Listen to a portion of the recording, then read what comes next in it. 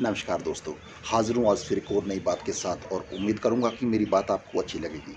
अगर बात अच्छी लगे तो कोशिश कीजिएगा कि इस वीडियो को किसी और तक परोस दें ताकि वो बात जो आपको अच्छी लगी है, वो किसी और को भी उसके कानों तक पहुँचाया जा सके। दोस्तों, मैं जो आज टॉपिक लेके आपके सामने हाज़िर हूँ, वो है कि हमेशा अपने आप को सुपीरियर महसूस करें, कभी भी इन्फीरियर महसूस न करें।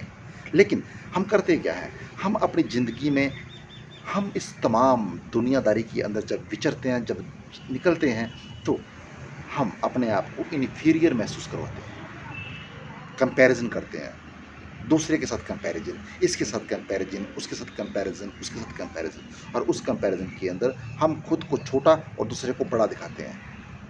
एक कहावत है कि दूसरे की थाली में लड्डू बड़ा नज़र आता है।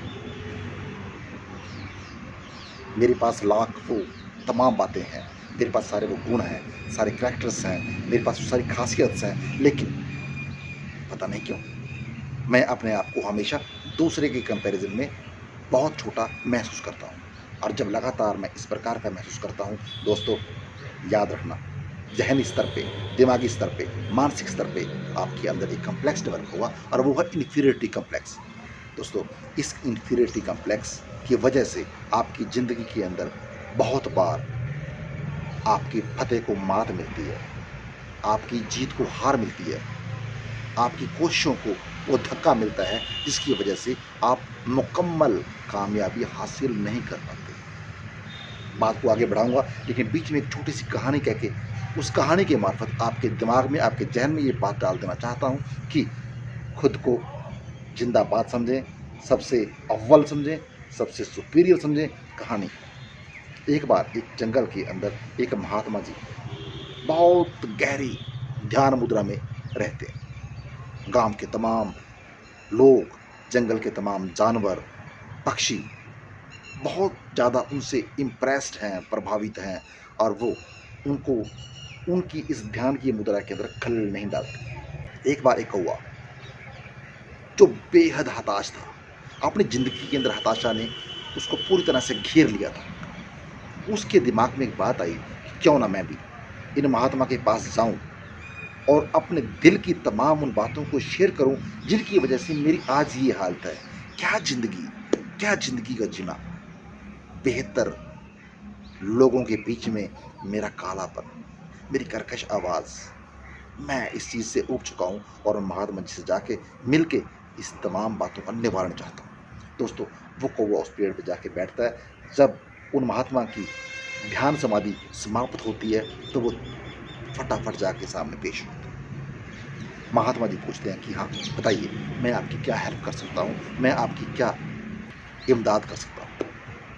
दोस्तों, उस कौवे ने उन महात्मा के सामने अपने दिल की तमाम उन भावों को व्यक्त किया। बोला, बाबा जी, हम लोगों को क्या जीना, क्या ज़िंदगी, कितने प्यारे-प्यारे दिलकश जानवर हैं, जो सबको अपनी ओर आकर्षित करते हैं, सबका ध्यान खींचते हैं और एक हम हैं कि हमें कोई सुनना, देखना पसंद नहीं करता। कहीं कुछ खाने के लिए बैठे, कोई उठा के ईंट मारेगा, कोई पत्थर मारेगा। जी करता है कि कुछ गा लें, जब गाने का प्रयास करें तो लोग फट से उड़ा दें। क्या हमारी ज़िंदगी, क्या जीना? मैं आपसे इल्तिजा करता हूँ कि हमें इस तरह की ज़िंदगी से निजात दें, अगर आपके बस में है। उन महात्मा ने कहा कि हाँ, आप मुझे बताइए, आप किस प्रकार का जानवर बनना पसंद करेंगे ताकि मैं शारीरिक तौर पे आपको उस तरह का बना सकूँ। दोस्तों, कौवे के पहले उद्गार थे कि मुझे हंस बना दीजिए। महात्मा ने कहा कि एक बार हंस से जाके पर्सनली मिल लें, उनसे तमाम वो सवालात कर लें, कहीं ऐसा ना हो कि आसमान से गिरें और खजूर पे अटकें। दोस्तों, उस कौवे ने महात्मा की बात मानी और हंसों की उस टुकड़ी के पास गया जो पास के तालाब में थे। हंसों को देख के कौवा चतुर चालाक था, उसने उनकी प्रेज़ की और दूर से बड़े प्यार से, क्या बात है, क्या ज़िंदगी है, क्या खूबसूरती है। क्या रहन सहन है। मैं बहुत प्रभावित हूँ आपसे, और काश भगवान ने हमें भी इस प्रकार की लाइफ दी होती। मैं इस प्रकार की लाइफ के लिए तरस रहा हूँ। क्या हमारी दुर्दशा और क्या आपकी व्यवस्था। भगवान ने आपके साथ वो व्यवहार किया है जो शायद मेरे साथ नहीं किया। दोस्तों, हंस का जवाब था, अरे भाई, किस व्यवहार की बात कर रहे हो, किस रंग की बात कर रहे हो, किस प्रकार के व्यवहार की बात कर रहे हो। हम लोग इस तालाब में लोगों की निगरानी में नज़रबंद हैं। हर वक्त कोई ना कोई इंसान हमें कैमरा और आंखें लिए हमारा पीछा कर रहा है। हर एक आदमी हमारी फ़ोटोज़ अपने कैमराज़ में कैद कर लेना चाहता है। हम मर्ज़ी से अकेलापन महसूस भी नहीं कर पाते। हम अपने आप में जी नहीं सकते, और तुम हमें हमारी ज़िंदगी देख के ये बताने आए हो कि हम बहुत खुश हैं। तुम खुश हो, मर्ज़ी से कुछ भी गाओ, मर्ज़ी से कुछ भी खाओ, मर्ज़ी से कहीं जाओ। तुम आज़ाद हो, हम आज़ाद नहीं हैं, हम नज़रबंद हैं। मित्रों, हंस की आवाज़ सुन के कौवा वापस फिर महात्मा के पास गया। महात्मा को बताया कि मेरा विचार बदल चुका है, मैं हंस नहीं तोता बनना चाहता हूँ, मुझे अब तोता बना दे। महात्मा ने कहा, एक बार तोते के पास भी जाओ, हो सकता है कि वहाँ भी कुछ खामियां रही हों। आपको दूर दूर से तोता अच्छा लगता हो, लेकिन वहाँ भी कुछ दिक्कतें हों, वहाँ भी कुछ कमजोरियाँ हों। एक बार उनको भी देख के उनका मंथन कर लो। कौवा उड़ा और उस पेड़ पे गया जहाँ तोतों का एक झुंड था। कुछ तोते वहाँ रहते थे। दोस्तों, तोते से सवाल किया कि तोता भैया, आप बहुत खुश हैं, क्या गजब का रंग है, पेड़ के अंदर बैठे हो पता ही नहीं लगता, शिकारी आपको लाख चाहे तो ढूंढ नहीं सकता, मस्त, क्या बात है। तोते का जवाब था, भाई किस बात को लेके आप इतनी ज़्यादा हमारी तारीफ किए जा रहे हो, हम कहाँ खुश। अरे किसी के खेत में जाके किसी की कोई चीज़ खा लें, वो हमारा दुश्मन बन जाता है, हमें पकड़ने को दौड़ता है। काबू आ जाएं तो हमारे लिए कैद तैयार है, उस कैद के अंदर ज़िंदगी गुजारनी पड़ती है, जो वो दे वो खाना पड़ता है। खुले आसमान के लिए भी तरस जाते हैं। तुम आज़ाद हो, और क्या बात है। बेशक तुम्हारे अंदर कोई ख़ास बात नहीं, लेकिन तुम्हारी तरफ किसी की तवज्जो नहीं आती, तुम्हारा कोई दुश्मन नहीं होता, तुम मस्त हो। कौवा वहाँ से वापस आया और उसने जाके महात्मा को सारी बात बताई कि मैं अब ये विचार बदल चुका हूँ, और मैं अब तोता या ये नहीं बनना चाहता, मुझे आप मोर बना दें, मुझे आप मोर बना दें, मैं मोर बनना चाहता हूँ। महात्मा ने फिर उनसे वही बात कही कि एक बार मोर के पास भी जाओ और देखो कि कहीं उसकी यहाँ कोई दिक्कत तो नहीं है। कौवे का जवाब था कि इतना खूबसूरत जानवर है, उसकी यहाँ क्या दिक्कत हो सकती है। चलिए, फिर भी आप बड़े हैं, महात्मा हैं, आपकी बात मान लेता हूँ, एक बार जा आता हूँ। दोस्तों, वो मोर के पास गया और मोर की तारीफ में कुछ कसीदे पढ़े। क्या बात है, ज़बरदस्त। क्या आपके पंख हैं, इन पंखों में क्या कलाकारी है। कुदरत ने आपको इस तरह से नवाजा है कि कुदरत के अंदर किसी और जानवर को इतना समय नहीं दिया होगा। आप अल्टीमेट हैं।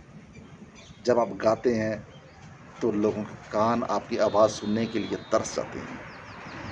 आप कुदरत का सबसे नायाब तोहफा हो। सारी बातें सुनने के बाद मोर का जवाब था, किन तोहफों की बात करते हो, किन रंगों की बात करते हो। इन रंगों की वजह से ये तमाम ज़माना हमारा दुश्मन है। ये गठड़ी पंखों की उठा के घूमना, खुद को बचाना, कहीं शिकारी ना आ जाए, कोई पकड़ ना ले, ये बहुत बड़ी जद्दोजहद है। और इस जद्दोजहद में ये ज़िंदगी गुजर रही है, वो हम जानते हैं कि हम किस पशुपेश में हैं, किस प्रकार की ज़िंदगी है। आप आज़ाद हो, थोड़ा वेट है, ऊंचा उड़ लेते हो, लंबा उड़ लेते हो, जहाँ जाओ वहाँ खाने के लिए सारा इंतज़ाम है, दुश्मनी बहुत कम है, आप बहुत सुखी हो। दोस्तों, अब उस कौवे के दिमाग में वो बात आ जाती है कि वाकई हम जहाँ हैं, जो हैं, सही हैं। कुदरत ने हमारे साथ ज़्यादती नहीं की, कुदरत ने हमारे साथ किसी प्रकार की नाइंसाफ़ी नहीं की, लेकिन ये मानसिक स्तर पे हमारा जो खालीपन है, वो हमेशा हमें दूसरे को बड़ा और हमें छोटा दिखाता है, इसलिए हम दर-बदर भटकते हैं। वो वापस गया, महात्मा को जाके सारी बात कही। कौवे ने कहा कि मैं अब खुद जैसा ही बन के जीना चाहता हूँ, मैं किसी और जैसा नहीं बनना चाहता, क्योंकि मेरे अंदर जो विलक्षणता है, जो मेरे अंदर खासियत है, वो किसी के अंदर नहीं है। और मेरी आपसे भी यही विनती, प्रार्थना, इल्तिजा कि जो हम में है वो किसी और में नहीं। इस वहम को अपने दिल से निकाल के जिए, क्योंकि कुदरत ने जब हमें तराशा है तो हम जैसा कोई दूसरा नहीं बनाया। हम अपने आप में उसकी एक ख़ास उत्पत्ति है। दोस्तों, कभी भी अपने मोरल को डाउन ना होने दें। जब भी कहीं जाएँ, सामने वाले को इन्फीरियर, खुद को सुपीरियर महसूस करके बात करें, तो आधी जंग की फ़तेह उसी वक़्त आपके हाथ होगी। इन्हीं बातों के साथ इजाज़त दें, फिर मिलेंगे एक और नई वीडियो में, एक और नई बात के साथ। लेकिन आग्रह कि चैनल को सब्सक्राइब कर दें, वीडियो को हो सके तो शेयर कर दें। धन्यवाद, शुक्रिया, रब राखा।